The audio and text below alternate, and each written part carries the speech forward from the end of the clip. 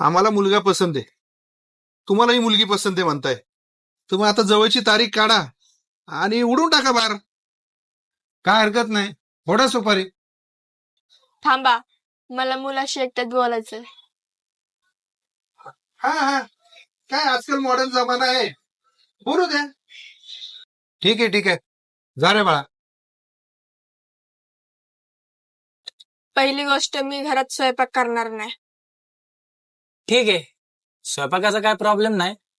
आमच्या घरी स्वयंपाकाला बाई येते, त्यामुळे तो तर काय प्रश्न येतच नाही. दुसरी अट काय आहे तुझी? आणि मला घरातले बाकीचे कामं पण नाही जमत. ठीक आहे, त्याच्यासाठी पण आमच्याकडे बाई येते, धुणं भांडी केर फरशी करून जाते, त्यामुळं तो पण काय विषय नाहीये. सगळ्यात महत्वाचं म्हणजे मला असा मुलगा पाहिजे की ज्याला आई वडील नाहीयेत.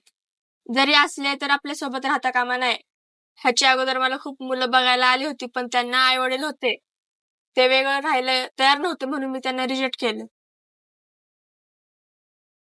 आमच्या दोघांचं बोलणं झालंय, प्लीज तुम्ही माझ्यासोबत एके ठिकाणी चला.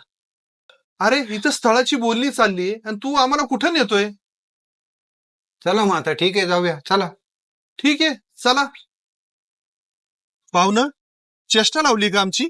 हे कुठं आणले तुम्ही आम्हाला?